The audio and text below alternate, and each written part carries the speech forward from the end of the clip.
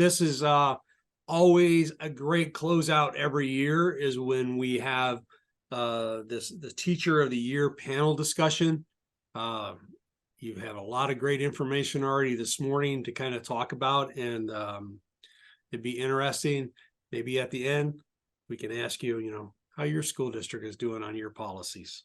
But we want to hear more about what you did over this last year. So Pam, I'm going to step out of the spotlight, turn this over to you, and it's your show.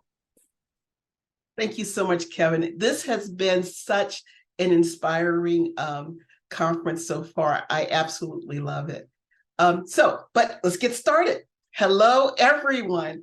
I am Pam Harlan, Executive Director of the Meemic Foundation for the Future of Education, and I am excited to be the moderator today for our panel discussion. Now, I'm also very geeked up to present to you some of Michigan's outstanding teachers. Our panel today consists of these teacher leaders that were named as Michigan's Regional Teachers of the Year for 2023-24. Now, I believe, if my math is correct, we have 7 of the 10 regional teachers participating in our panel discussion today, including our state's Teacher of the Year, Candice Jackson. So hello, everyone. So this is how our panel will work. I'll first have each of the Michigan regional teachers introduce themselves with just a bit of information: their name, the area of Michigan that they represent, their school information, and their tenure as an educator. Now, after their introductions, I'll kick off the discussions by asking questions to our panel, and they will jump in very eagerly to provide their insight and comments. Now, as our panel converse today, I will encourage you all that are online and listening to us through various mediums to ask questions as well. Now, please submit them in the chat, and I will do my very best to get your questions and comments in front of our regional teachers leaders for their response. So I'll ask the panel to introduce themselves. And I think just to make it a little bit more easy for us to manage, we'll go in region number order. And I do believe, if I remember my math correctly, that means I start with region number 1.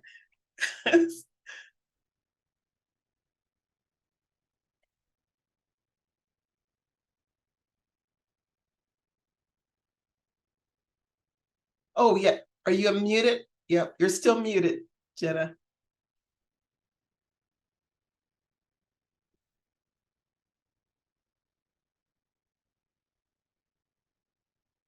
Thank you. Oh, I didn't realize. Okay, go ahead. So hi, everyone. I am Gina Pepin. I'm from Region 1, which is all of Upper Michigan. And I have been in education for about 26 years, and I'm very excited to be here today. Thank you. Thanks, Jenna. Appreciate that. So then our next region, please. That would be region number 4, I believe.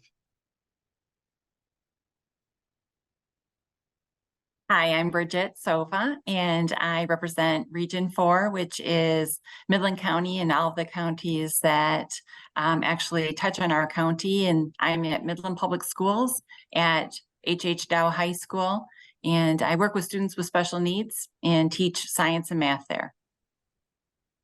Welcome. Thank you. And region number 5. I'm Jennifer St. Major. I represent Region 5, which is the thumb region of the state. I teach 4th grade at Yale Elementary School, and I've been in the field for 34 years. Excellent. Region 6. Hi, I'm Nicole Miner. I represent Region 6, that is Ingham, Shiawassee, Eaton, and Clinton counties. I teach at Eastern High School in Lansing.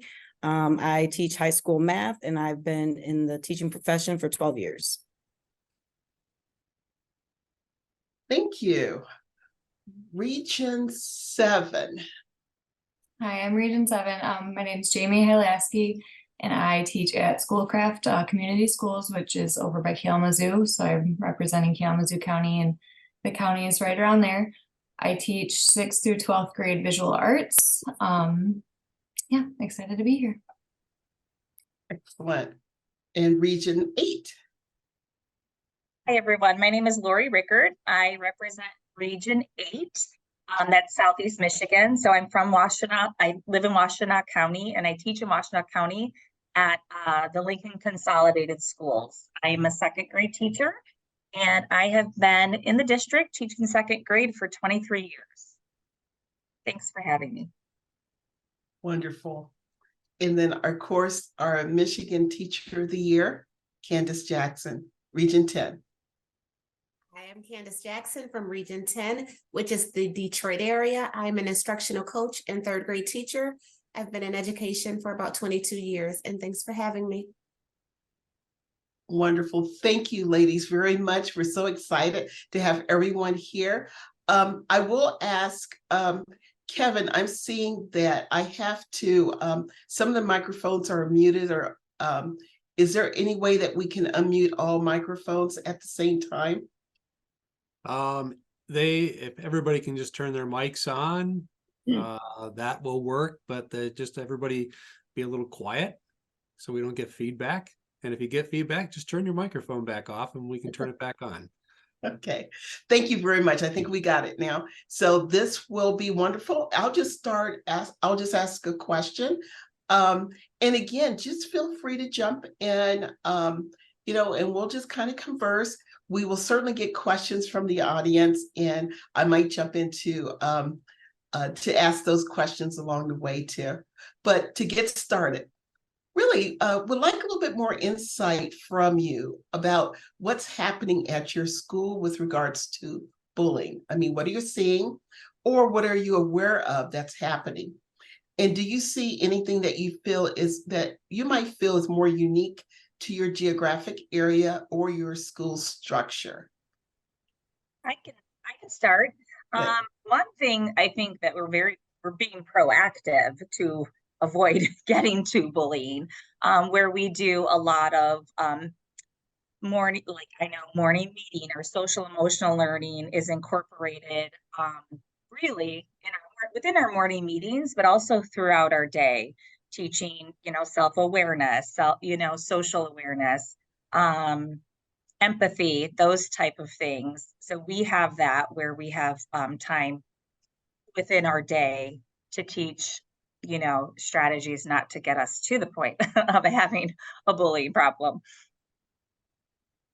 And I would just add to that, one of the things that we do in our district is at the beginning of the year, they would like for all teachers to focus the first few days on building those relationships, not just relationships with student teacher, but also with student to student, so that they learn about each other and they build that classroom family so that they can work together and get to know each other through those means. Yeah, in our district, we've kind of really enforced what Nicole was saying about starting the year off, relationships first, content second, to try to, build those relationships and prevent negative stuff from happening, like bullying. And that's, a small piece to a really large puzzle, but it's a step in the right direction. I think it's really about building the toolbox too, so I think a lot of our schools are being proactive. We use a program called the Positivity Project, and some of our district uses a trails program to teach some of those skills. But through those, a lot of what we're doing too is building relationships, and then from there, like, what happens when things aren't going well? Like, how do we deal with a difficult situation too? Because sometimes you just are in a difficult situation. So I think in our district, we work really hard to to have a toolbox of, how do we treat other people, and what do we do when we're feeling frustrated, and or when somebody says something that hurts our feelings. And that way we try to prevent, but we also are realistic that it's going to happen. So teaching kids the skills on how to react in a reasonable manner so that they can move forward productively. Excellent. So in my district, we are really big with the expect respect.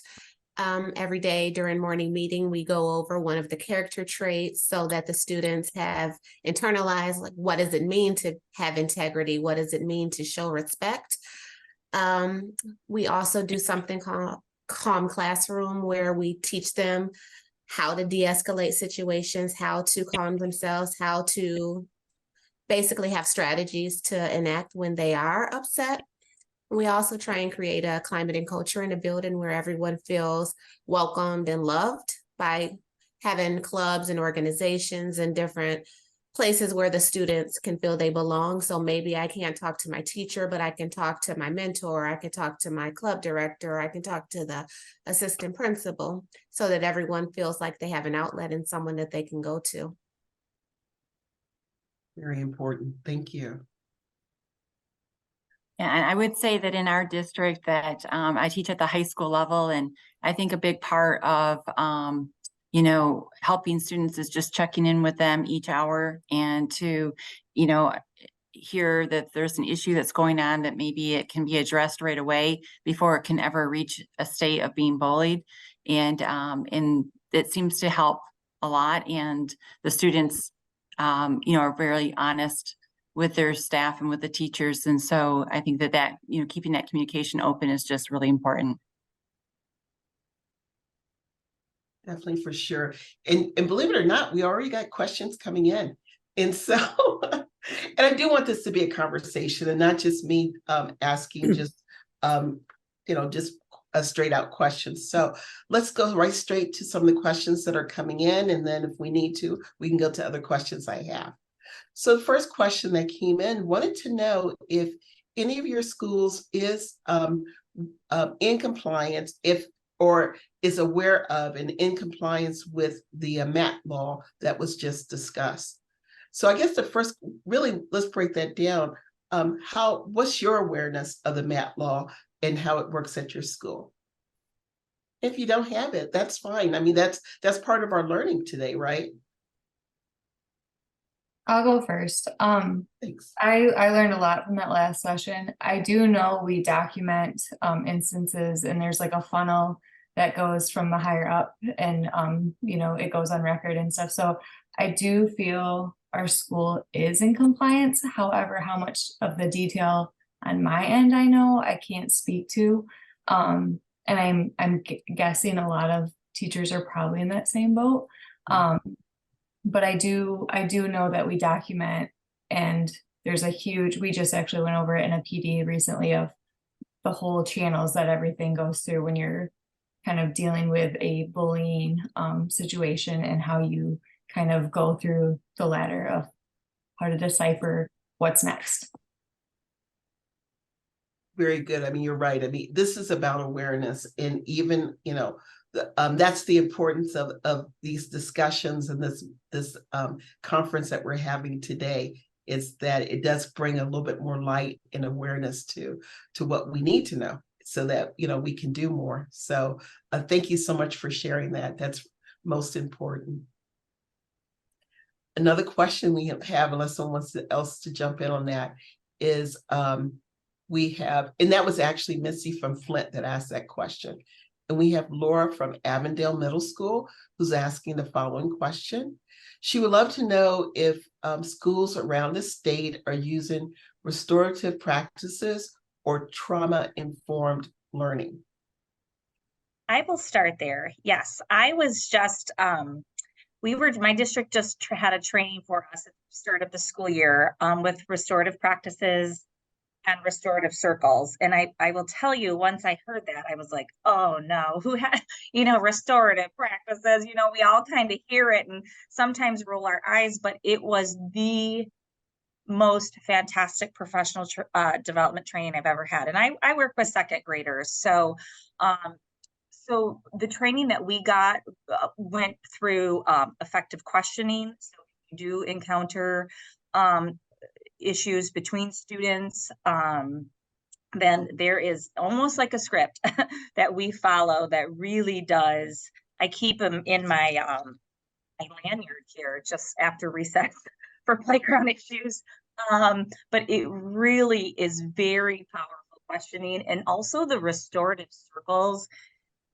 Just again, piggybacking on where we started, this discussion is just, those personal moments and just sharing and getting to know each other as a class family is just so powerful. And how restorative circles happen in your classroom too is you kind of start with very low risk type questions. It could be your favorite ice cream, but then as this develops throughout the year, the questions get a lot more thoughtful. And even on a second grade for 7 and 8 year olds, very, very, they provide very good insight to how they feel. So I'm a big fan of restorative practices and restorative circles. As far as the trauma informed classrooms, districts absolutely are training us on that as well. I know I just took a course and it was free through the Michigan Virtual Academy on a trauma informed classroom. Go ahead, Gina. Oh, Thank you. Thank you. Sorry about that. Our school is dismissing, so it got a little bit hairy here for a few minutes. But I'm Gina Pepin. I'm from Upper Michigan, and last year's Michigan Teacher of the Year, Nanette Hansen, is literally right across the hall from me here. And she may have shared some of these things, previously, but our school district has had trauma-informed practices, several trainings through the St. A's organization. And we also are a Leader in Me school. And I feel like that a lot of the proactive and preventative measures have taken place. And so we have seen a significant reduction in bullying. And I think Nanette had shared that last year, but I just wanted to echo that, that same continuation of outcomes that we're finding here. And we also, in our district, in every building, we have a full-time social worker and a behavior interventionist. And again, we are completely just surrounded and immersed in wonderful support systems. And so I think that also contributes greatly to data that, would go in the negative curve. So thank you. hey, just to jump in real quick on that, Gina, there was a response that said, woohoo, Nanette, we love her. I thought I'd share that. Please go ahead. Yeah, I was just going to add that in one of our meetings as a group, restorative circles came up and restorative justice came up, and there was a little bit of eye rolling. And Owen Bondano, who is a former Teacher of the Year in Michigan, he was saying that that's something that he's done a tremendous amount of work on. And I think that one of the big problems is that I think there are a lot of administrators and educators that believe they're doing restorative justice. They've heard about it. They've been at a session, or they sat through an hour of PD. And in some cases, I think the restorative justice is being led with good intentions, but not with enough education or understanding behind it. Because I think a lot of us, and at times myself included, I have felt like restorative justice just means I'm going to send this kid to get some help from someone, my social worker, my principal, or whatever. And they're going to walk back in the room with a sucker in their mouth and like, yeah, I just got away with this. And somebody just gave me a quick little chat. And that's not what restorative justice is. It really is, it's learning how to handle a difficult thing, learning how to move forward, learning how to ask for help, how to seek forgiveness, and so on. And I think I know many of my colleagues in different school districts that I've taught in really believe that restorative justice is you send them out of the room and they come back feeling like they got a pass.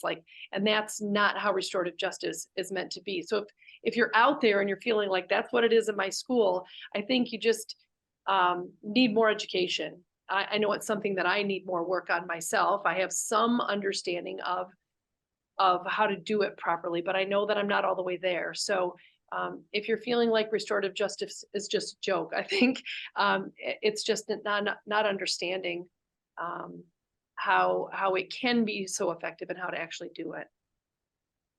Well, to piggyback on what Jennifer just said, I kind of feel the same way, not necessarily that I think it's a joke, but that there's a lack of knowledge and a lack of training. My district does promote restorative circles and restorative practices. And I think if it's done correctly, it's a great space to resolve conflict and problem solve and all of those good things in a less punitive way. But as far as training, not everyone received the appropriate training. So the dean may know how to do it and the counselor may know how to do it. But if there's movement between buildings, then now there's a lack of knowledge in a certain area. So in my building in particular, the dean, we lost our dean this year and he was the staff member trained. And I kind of talked to the school social worker about it, and she said, well, I kind of got my training by proxy from the dean. So I think that everyone is attempting to do what they think it is, but I think that more training needs to happen in order for it to be done with fidelity and with the integrity that it needs to be done, if that makes sense. Yeah, and I'm gonna piggyback on Jennifer and Candace here. A lot of districts do see a lot of turnover in like your admin or whoever's in charge, and one person might want to do this initiative while another one wants to switch it into a different initiative, and then it's another initiative. And I think a lot of times, like, we are trained very quickly in something, you try to implement it really quickly, and then it goes away for something new. And so I wish there was a better, and I hope in the future there's a better system for districts to kind of lock in. And maybe it's a countywide thing where they lock in what they really want to focus on. So everybody can be trained the same. So everybody can do it in a way that is purposeful, intentional, and like productive. So. Great insight. Okay, so we'll go on to another question here. And we have Nicole from Iron Mountain, who is asking if any of the schools are using actual anti-bullying programs. So like Upstander, some schools, and or whatever. And if so, what do you feel is best for your population, your specific population, and why? On that too. We use a program called Second Step, which is a social emotional learning school readiness for my little ones. I guess school skills, readiness skills. But we do have within that program, our district did purchase a bullying program that goes along with it. And one of the major focuses is not being a bystander, not, basically helping, to intervene if you do see someone being bullied, and obviously be assertive and speak up. Excellent. Anyone else? Yes. Our school doesn't have anything specific, like not a bullying program per se, but we have like reporting resources that we use. Like we use the OK to Say, where it can be anonymous, and we have the bark alert system. So if like certain phrases or things are used within school, like Google emails or documents, an alert goes to like our admin and social workers, so they can be immediately identify a student that might need help or might know of a certain situation. And I would say that that's the same for our district as well as it is at Jamie's. There's the alert that any type of word that they might put in to the search, it does set a note downtown, and they immediately follow up with that within the hour generally. And our district also really tries to have all staff on board, not just, teachers to be the ears and so on, but our custodian, our paraprofessionals, our counselors, our social workers, everyone's kind of in tune with the students within at least the special education program that I work within. And so that students have more than just, one or two adults to go to feel safe, that they can seek out, whoever that they feel they have the best connection with. Excellent. You're good. Sorry, I had to mute myself there for a bit. Got a bit of background noise going on, what I wasn't expecting. Okay, Marcia out of Detroit wants to know that we are yes, we're a couple years maybe out of the heavy part of COVID, but did you see any, or do you see any specific peer behavior challenges coming out of COVID that maybe that you're still impacted by, or maybe that you've been able to overcome? I know we still deal with the social media piece because during COVID, that was their form of communication. So we do have situations where kids are making comments, or there's issues with the social media piece or the phone piece. We're still trying to overcome that part of it. But so we do still see that it's getting better, and we are a very diverse district, but we do still see the remnants of that. This is something that I feel like we talk about every other day in our staff room. At my school, I'm at an elementary level. We just see kids that really struggle with problem solving, with independent working, with confidence. And each year it feels different. Like you think, oh, it's going to be better. We're a couple of years out from COVID, so we're gonna start getting over the hump. But each year you have to stop and look and say, how old were these kids when? And so, for example, my group this year were in kindergarten when the schools closed. And I have fourth graders that cry every day. I have fourth graders that ask me, can you message my mom and tell her I miss her? That's not typical fourth grade behavior. And it's not just one kid. And so when I stop and think about, this child was 6 years old, and their first year of like, oh my gosh, the whole world is big. The world has lots of people in it. And all of a sudden they have this class of 25 brand new best friends when they're in kindergarten, right? And so they went from this being their first for many of them, their first time in life where they realized that the world is a social and friendly and wonderful place. And then we closed everything down, and suddenly the world was a scary place. And that helps me understand why my 9 and 10-year-olds are still functioning very much like younger children, like younger students, because they experienced trauma in their world when they were 5 and 6 years old. So I think for me as an educator, the perspective that I have to take day to day is I need to meet each new group of kids with a new heart and new strategies and new thoughts and new perspective. And I have to stop and think, where were you when the world changed for you? Because my husband, who's a high school educator, knows that his kids were in middle school when the world shut down. And so what skills are middle schoolers working on or developing that didn't get developed during that time? And we do know that kids did learn some good coping skills too. Like there were some good things that came from it in some ways, but in resilience. But for me, I just think I need to look at each new group and say, where were you when? And how does that change how I approach my planning, my strategies, and my heart every year, I think for a while.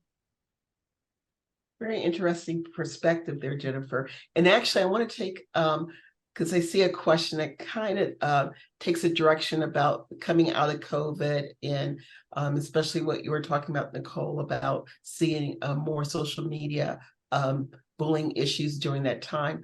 But Mark from Madison Heights then asked this question that did used to see more social media during that time, but after COVID, we are seeing more and more physical manifestations of bullying. So he's wondering if they're the only district dealing with this. What are you guys seeing?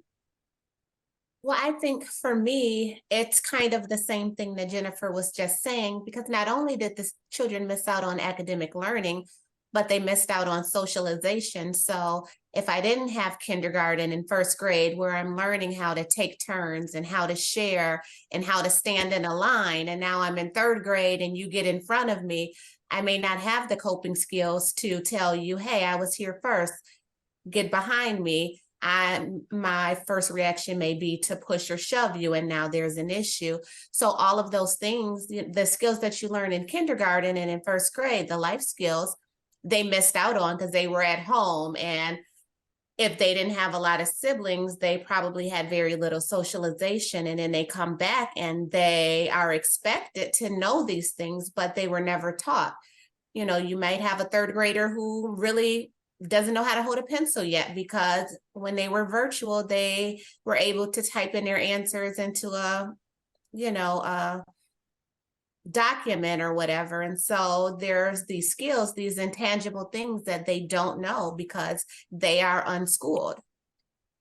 I know for us, You're a middle schooler at a time when you're learning to become independent and when you're learning to deal with rigor, and you didn't get that. And then you think about, so like for me as an elementary teacher, I think about the young kids because that's who I deal with. But also at every grade level, you're in a different stage of development, and your peer relationships are really different at the middle school level. And if you never got to experience that, and all you did was the internet, the social media stuff, imagine what is happening at the high schools. So I know for us, when we first came back in the building, we did see more we did see more fights among students our first year back, but as the years have continued, as we've continued to go on, it's become less and less. However, at the elementary level, I know I've talked with some elementary teachers and they are still seeing a little bit of that in the elementary schools, but in the high schools, at first we did see more students, fighting in the physical in the building. But now it's become less and less with the physical, but the social media piece is still there. So we still have to do some monitoring and policing in that regard. And I'm just, if I could chime in, I'm just sitting here thinking, I think not only for children, but I know even adults, it seems like because of COVID, if it was because of COVID and the trauma that we experienced, even adults are starting to, seem like, maybe watching the news too much, but are ready to snap at a moment's notice, and adults don't have regular, how to self-regulate. So I think being very explicit, with students and children, and even myself, when I am angry or I am upset, how am I going to regulate back to a healthy feeling? Well, and going with what Lori said and some other things, I think we lost a good chunk of communications skills while we were all, locked away. And I know this was years ago now, but it hasn't really gone away. I feel like we don't know how to communicate in a way that's healthy. It's, opinions are one-sided right now, and there's no compromise in the middle, and students are the same way sometimes. Social media piece, like Nicole said, we're both in the secondary level, so we're seeing the social media. I was talking to my principal about, reports of bullying, and he said every single instance of bullying, there's usually more to it than just like, here's a bullying report, but has always had a social media stem to it. There's always a little piece that goes back to some sort of comment or some sort of attack behind a phone or behind a computer screen. And so that's still a very big issue in our district, at least. And I would guess in other districts as well. Great conversations on that topic. And, more questions, of course, are coming out of this.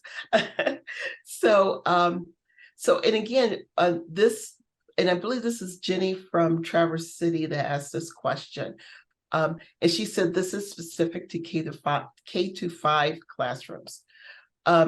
Now, she wants to know, does your district still, now she's talking post-COVID lockdown, post-Zoom schools, do your district still provides tablets, computers to the students to carry back and forth to use outside of the school versus just for in classroom and stored at school? Mm-hmm. And if not, has that impacted or changed behaviors of the students? Any technology impact there? My second graders, sorry, Jeannie, you can go next. My second graders do not travel with their tablets or iPads. They do not travel home with them. They're for school use. I echo the same. I did see an increase in technology in local districts, even in our region, that they now each have sets in their classrooms compared to where it was more like a cart in a hallway. But it does not leave the school building.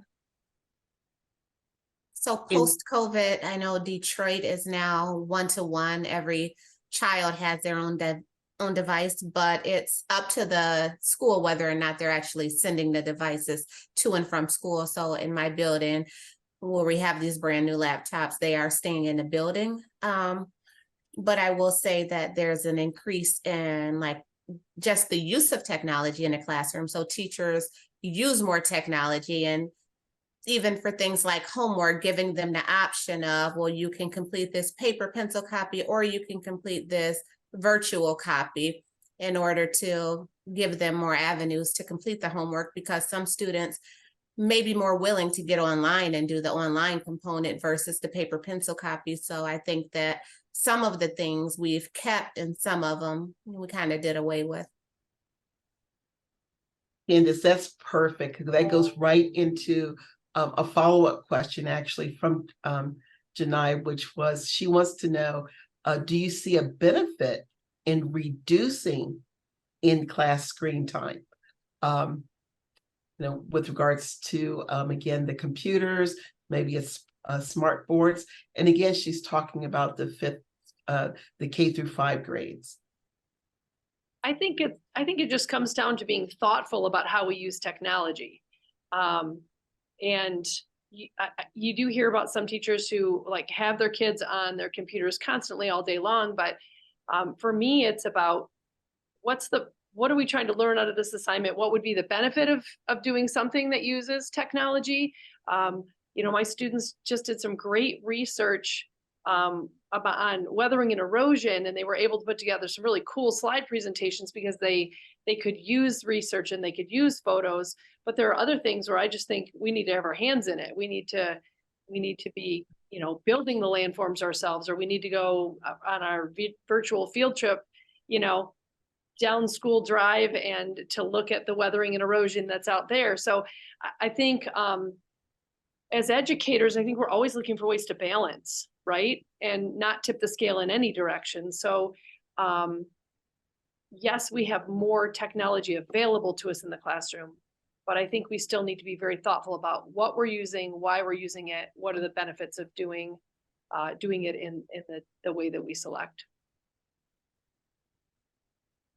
Excellent. Julian from Kalamazoo was really impacted by the speaker from this morning that discussed that girls are in crisis. And she stated that that's really been sticking with her all day. And I agree with her. That was a very powerful presentation that kicked off this conference. Since you have such a diverse view of the state, all of you,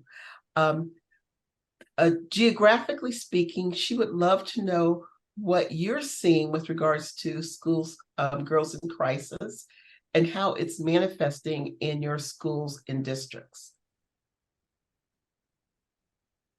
So I'll start, and actually I have two things. I know in my building, I do facilitate a girl group, and I really enjoyed the presentation this morning earlier too.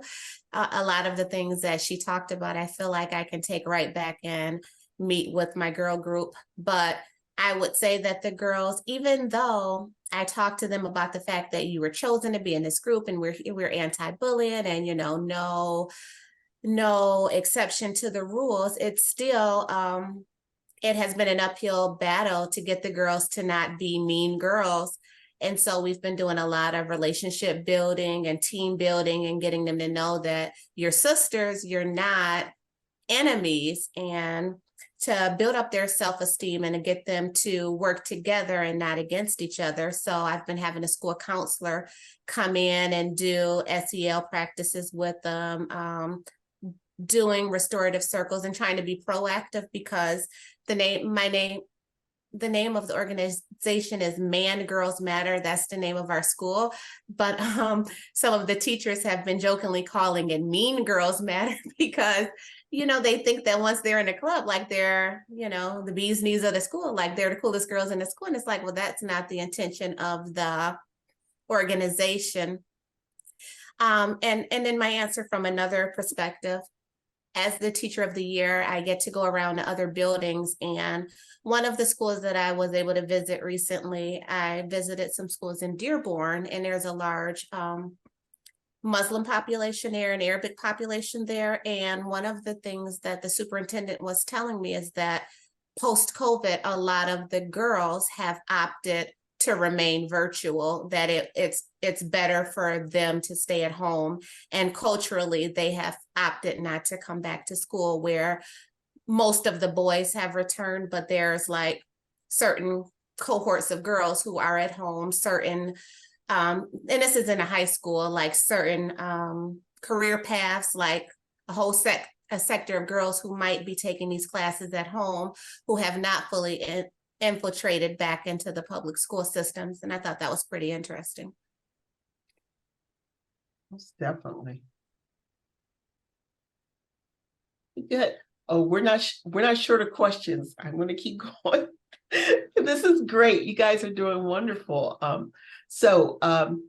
We have let's see here, Diana, who's a care coordinator in Oakland County. And she's wondering if you noticed, so we had the new benefits here in Michigan with some of the new support across the state. That would be the free lunches, the free breakfasts, that's statewide now, the additional social workers. If she's wondering if those additional benefits are you seeing any, if that's helping the general student population and behavior, are you seeing any impact from all that? I can speak to that. Go I ahead. can say, yeah, thank you. I can say that that from the population of students that I work with at the high school, that has been really helpful. They take advantage of that every day. Even with getting it and then, you know, having it for a mid-morning snack, if they're the type of student that not everyone is hungry, you know, first thing in the morning at 7:30, but perhaps come 10 o'clock they are. And so definitely that's been helpful. And the additional social workers, they're very valuable because our social worker, who actually has her office across the hallway, has a an open door policy, and my students just have made a really great connection with her, and it has been so helpful to have someone so close to my classroom, even in proximity, because when there's a crisis within the classroom, there's someone to help in and be back up right away, and that teaming just makes the classroom flow a lot better then. And I'm so interested. I was just having a conversation with my own teenage children last night, just with equity. It's just, I think also too, with children who suffer from food insecurities, they don't have to worry about that here at school. They know they will get a breakfast. They know they'll get a lunch each day, and they don't have to be stressed. And I know in our school, prior to the free lunch, if you didn't have enough money in your account, you would get a cheese sandwich. And just the embarrassment of knowing that you don't have enough money in your account. I know my own children would buy lunches for other children. So the stressors of not knowing when you're going to get your next meal are eliminated. So it's absolutely wonderful. And to add to the conversation, the breakfast piece is amazing because I feel like a lot of kids are coming in fueled and ready for the day, and not dragging as much, which is great. The social work side of it, we have an amazing student support team with a social worker and some mental health resources, and that has been game changing. I mean, it hasn't solved everything, but just that we can, if something arises in our classroom, we can steer our kids to somebody in-house to help them and not have to rely on I mean, we would still do this, but not having to rely on contacting home and then hoping that something gets set up outside of home. And so just having that instant help right then, even if it's just somebody to talk to, has been very nice. And I think the kids really appreciate it. And it shows that as a school district, we care about them that much more.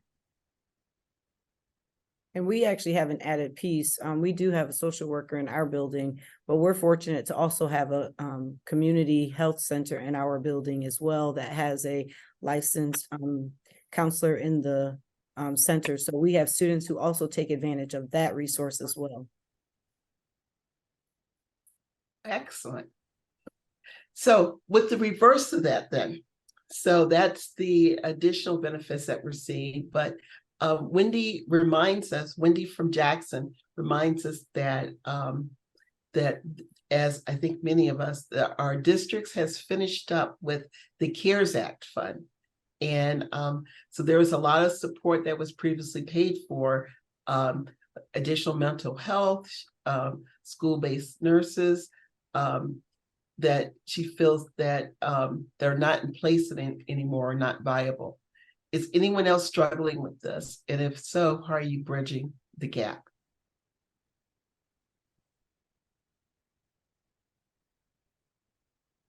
Again, I mean, we're a very lucky district in the sense that we're set up right now, but to go back a few years and to have that feeling when we didn't have it, I just think it shows that this should be a priority and that all districts need this support.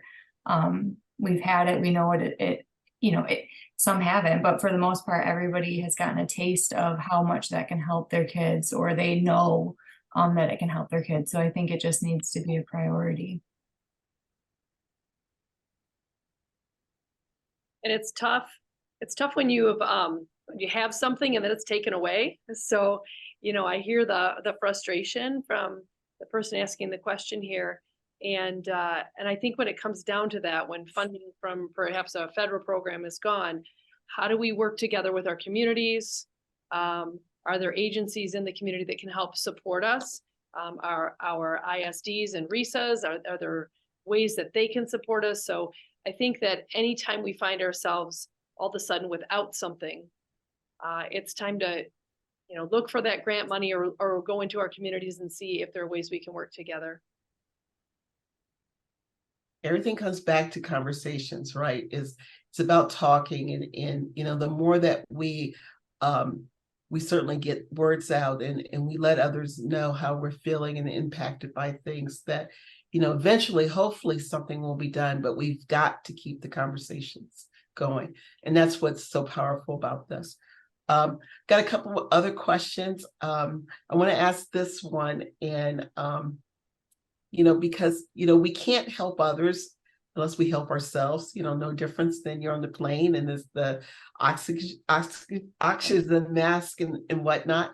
But we have, who's this from? Mary Ann, who teaches in Kent County, and she's an educator, and she continues to feel more and more is put on her plate, and not getting any additional support. She knows she's not alone with this, but is looking for self-care as a way to manage this. So she wants to know what type of self-care habits that each of you have. What are you doing to kind of get through the day and so that you can help others as well, but first helping yourself? Is it Mary Ann? Was that her name? Yes. Mary Ann, you are so smart. I love you. I want to be your friend. No, so I think self-care is so important because our plates are so full and our students are coming to us with greater and greater needs, as we talked about earlier in this. And so not only do we have a lot on our plates, but our kids need us at such a deep, deep level. So network like crazy. I think it's so important that we stay connected. Like we've been talking about that through the whole thing. Stay connected to other people and reach out. Ways that I've added self-care are, I know some people are going to go get a massage or whatever, but for me, it's becoming a learner in a different way and doing something that's not school. So leaving my school bag at school a couple days a week where I don't even bring it home, so that it's not an option. Like to me, it's like a security blanket. It goes with me even when I know there's not going to be time to do anything with it. So I make myself leave it behind, but I took up a martial art a handful of years ago, and with my family became a black belt. And so not only was that a good physical and frankly an emotional release, but it was a bonding time with my family. And it was teaching me to be like a learner in something I knew nothing about, which makes me a better educator. And then about a year and a half ago, I began to learn to play a musical instrument in a community band because I know that music feeds my soul. So whatever it is you find to do, I think it's something that needs to reach deep inside you and touch a certain place, or to bring you to a new place. And for me, that was choosing something that was brand new. I had been a singer before, but not an instrumentalist. And then I knew nothing about martial arts whatsoever. So those actually moved me to whole new places. And even though they're another commitment, a couple evenings a week, I look forward to those commitments because I've met new people, I've learned new things about myself, and learning new things made me a better educator along the way. And I'll chime in. One of my goals that I told my principal this year was that I'm going to work just as hard on my family and at home as I do here at work.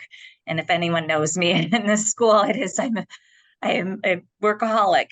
So to focus on my family, to leave that teacher bag home, be present with your family. I'm a fan of exercise. Exercise does help me quite a bit, but also designating for me, I have one day that it's my Saturday that is designated where I do not do any schoolwork. Starts back up on Sunday nights again when I start my lesson planning or, but to try and really reserve a day for yourself throughout the week. I would recommend that, it's a little bit to what Jennifer and Lori are saying, but it's just important to make ties with the staff that you are around daily. I feel that, trying to keep it positive and making friends with, teachers that are close by so that you can set up a time to actually have lunch at least once or twice a week together. Maybe perhaps go for a walk when the weather permits, just to spend that lunchtime, the break in the middle of the day there to just connect with those around, because you then have a support group that are often experiencing some of the same situations there within the district and, can run things out from each other and hopefully find some, positive solutions. But I just recommend to also do your best to keep it positive between, because, it doesn't help for, everyone just to always gripe. So it helps to share the positive as well. And then I think that that's what can give you energy to continue moving forward. I have to agree with everybody too on the, I thought I was muted for a second, of leaving, when you can. I know there's times where you need to catch up and you've got to do work at home, but the majority of your days after you leave school should be spent on things that fill your cup. And I know school can fill our cup, but we also want an identity outside of being a teacher. One thing I have found that works for me is I make a list of things that like anchor me or ground me that I really enjoy doing. And so if I feel like my cup's straining, I will kind of grab that list and I will try to do something on that list that fills me back up, whether that's a phone call to a friend, my mom, my sister, working out, eating dessert. I don't know, something small that kind of helps fill me back up in that moment. Love it. We got just a couple more minutes and I want to wrap it up with a wonderful question from a quote unquote fan in Oak Park. And this fan wants to know, what is your favorite part of being the Teacher of the Year family, being part of the Teacher of the Year family? Would love to hear that from everyone. So what's your favorite part of being part of this family, Teacher of the Year? My favorite part is just meeting new people. These are all wonderful women to work with. And I've actually connected with someone who was a regional teacher of the year a few years ago. And so just having a connection of we have something in common and we can bounce things off of each other and talk with each other. It's been really wonderful to talk with everyone and collaborate and just to get to know what's happening in their areas. So I look forward to when we meet, and that's just been my favorite part, is just talking with them, even learning about their personal lives, about their kids and things like that. So I'd Yeah. say the absolute same thing. It's all the women here. They're just, and they're amazing people, and spending time with them, and even, Candace and I are lucky to be on a SEAC committee, which is the Special Education Advisory Council, and that's wonderful too. And we also had a chance to present at CMU with 150 new student candidates, and they were really inspiring to see our next generation of teachers coming out. They're going to be fabulous. So it's all the experiences that we wouldn't have had in something just different outside our classroom. It's been wonderful. Yeah, I keep going with the same theme here. I feel like things happen for a reason, and it was, kind of surreal to even be nominated and be part of this process, but I really feel things happen for a reason. And the regional teachers of the year were put into my life for purpose. And I'm thrilled also to be able to work with this cohort and to work with the Michigan Department of Education. It's thrilling. For me, in addition to working with this great group of women, it's great to work with a bunch of like-minded people. The synergy when we're together is great, but I also enjoy going into the different schools, seeing the different perspectives, traveling around the map and seeing what's going on.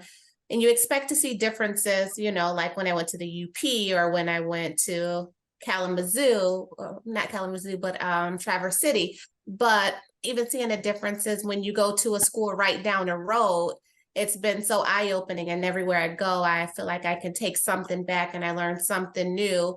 And it's interesting to see the different perspectives of education and what's going on around the mitten. I'm really enjoying that. I think it's really neat that we are K through 12, but we have so much in common. So even I feel like when we talk, a lot of times we don't really have to differentiate what grade we're in because we have so many overlapping things. And it's been very fulfilling work. So meeting all these women is very inspiring, for one. But two, I'm really proud of what we've done in the short amount of time we've had together already. And that's really exciting. And it's fun to know that you'll have this group for like after this year too. I agree 100%. Just the synergy that we feel when we're together is amazing. The process of getting this far was extremely humbling, but it also pushed me to reach out. I'm really passionate about teacher retention and teacher recruitment. And so it really pushed me to reach out to a lot of young teachers, even some high school kids, to talk to them about a future in education. So many people say, oh my gosh, don't tell them not to go into education. I tell them, this is the best profession in the world. It's exhausting and wonderful all at once. And I couldn't picture any other field for myself. And so reaching out to young people, young teachers, teacher candidates, and hearing their stories and encouraging them has been so inspiring. And I don't think I would have done that as much if I was just trucking along day to day without having the opportunity to speak, like at CMU, or kind of a reason to reach out. So that has really changed me a lot. And then this group of educators that we're working with, and the former teachers of the year that are helping us, the people from the Michigan Department of Education, they're all amazing and bring a different perspective and connection. And I think networking is one of the most important things to keep us energized and excited and motivated, and renew us when we're tired and exhausted. And this will go down as one of my favorite years for that reason. Excellent. Our Oak Park fan said that you all are doing an amazing job, and I couldn't disagree. I mean, that I certainly agree with him, or her 100%. Thank you all very much for participating. Great conversations. We know that, there's a lot ahead, a lot that needs to be done, but what a strong community that can do this. And Kevin, I'm sure that you would agree that, we've got our challenges, with regards to bullying, but you know what, together as a community, we'll make some changes, we'll make things happen. So thank you all for participating. Thank you, Kevin. Hand it back over to you. It was a great conversation to listen to. And I know, being a teacher and being around teachers for years, yes, like what you said, it's exhausting, but exhilarating. And people do it for the reason of transporting that knowledge to the next generation to move them forward, to move us all forward. So, and that's why we have these community conversations, so we can share information and take it home. Everybody here, we're just presenters. Everybody else that you've listened in today, you become implementers. You have to take it and do what you will with it. So I want to thank everyone who participated today, who was online, be it through the live stream, Facebook. I really tried to get all your questions in, but there were so many coming in and time, but need to really thank everyone today, our teachers of the year, Rashida, Sham, Frankie, Carrie, Pam, thank you for your support, and Jamie and Christina behind the scenes, and especially Jeff Sakwa and Kevin Goldman for their support through Defeat the Label to kind of put this through. Two dads who saw the need for this and have kind of pushed this forward. So I want to say on behalf of Defeat the Label, thank you to making this another great community conversation on bullying, and we'll see you next time.